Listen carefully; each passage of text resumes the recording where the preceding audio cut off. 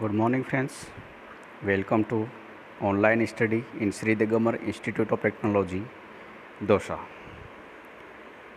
It's nearby to Bhandaraj Mode. This is JP Yadav from Electrical Department. Sub, my topic is transmission line. In previous topic, we will discuss about transmission line. What is transmission line? What is characteristics of transmission line? What is reflection ratio? Impedance, input impedance, output impedance, and characteristics impedance. We will discuss all these topics. A transmission line is a work as a path.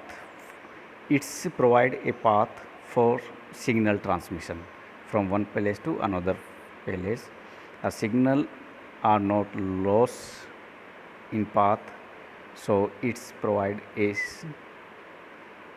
efficient, pure efficiency path for electrical signal. The signals are in form electrical energy form. So signal are moves in current and voltage forms. So transmission lines are the conductors which guided the electrical energy from one place to another place. Now in this slide we discussed distortion free transmission line. Transmission lines have distortion, a heating distortion, a resistive distortion. Many types of distortion occurs with signal when goes from one points to another points due to transmission lines. How can we minimize the distortion in transmission line? We collect the correct information at the receiver section. In communication system, if some parts of the information is lost, then we not received correct information. So distortion is represented by a attenuation factor alpha. We will discuss in last slide what is alpha. Is a attenuation factor.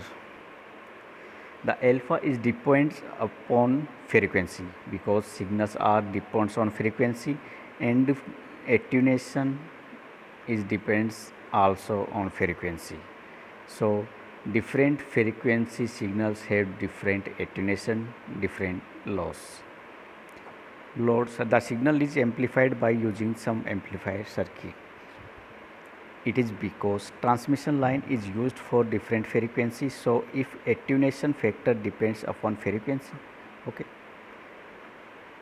signals are used different frequency, and attenuation factor also depends upon frequency. So we have to make a amplifier circuit which amplifies depending upon frequency, which is difficult, and also sometimes transmission line is used for transmitting group of frequency. So if alpha depends upon frequency, each signal of different frequency is attenuated by different amount, which leads to distortion.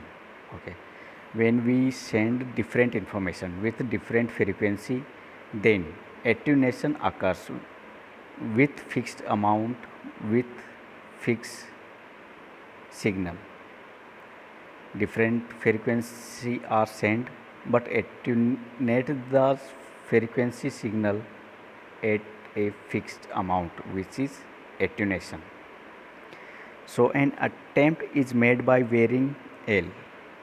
So attenuation factor alpha is minimum when d alpha upon dl equals to 0 and L equals to CR upon G. C is capacitor, R is resistor, and G is admittance for distortionless condition. Distortion free transmission lines.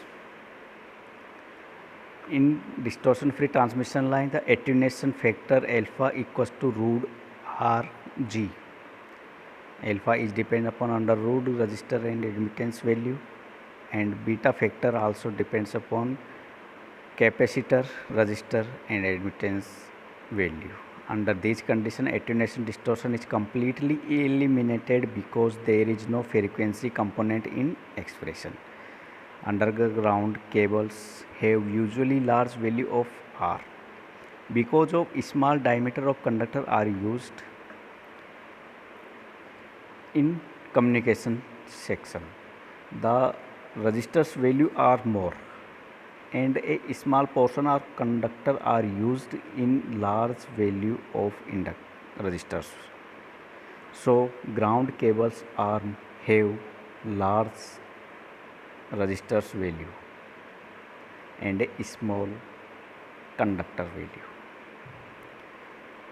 Large value of R because of small diameter of conductor are used. It has also value of large shunt capacitance because of small spacing. If the two conductors have small spacing, then it have the large capacitance value between two conductors. Similar leakage conductance is also negligible. Under this condition, addition of suitable value of inductance to the cable conductors can be used to achieve distortion-less conditions. Such arrangement is termed as loading. Okay. What is standing wave ratio? When the signal goes through the transmission line, then the some parts of the signal are reflect. Incident value, which signal are moves through the conductor transmission line, and some signal are reflect, it is called reflected signal. When incoming and reflected signal are combined to each other, they gives standing wave, and the ratio of maximum or minimum voltage or current is called standing wave ratio. Okay. What is standing wave ratio? Example of a standing wave is maximum wave, which is usually done to encourage guitars. The maximum value of voltage is Vmax and minimum voltage is Vminimum, as current maximum is I maximum and current minimum is I minimum. Minimum current I minimum, maximum current I maximum. When the ratio of maximum voltage and minimum voltage are called voltage standing wave ratio, and when the maximum current and minimum current ratio is called current standing wave ratio. RMS value of Vmax is, what is Vmax? Input voltage, so incident voltage and reflected voltage. When both are adding, then it is called Vmax, and incident voltage and reflected voltage are cancel to each other, Vi minus Vr, then it is called V minimum, and the voltage standing wave ratio is called Vmax upon V minimum. So Vi plus Vr upon Vi minus Vr is standing wave ratio. It is also written as 1 plus alpha or 1 minus alpha. 1 plus gamma upon 1 minus gamma. Gamma is Vr upon Vi. Similar to in current form, current standing wave ratio, Imax upon I minimum. Imax is written as I input current and reflected current, and I minimum written as input current minus reflected current. So current standing wave ratio written as 1 plus gamma and 1 upon 1 minus gamma. So gamma value is less than 1 but more than 0, and standing wave ratio value is always more than 1 but small to infinity.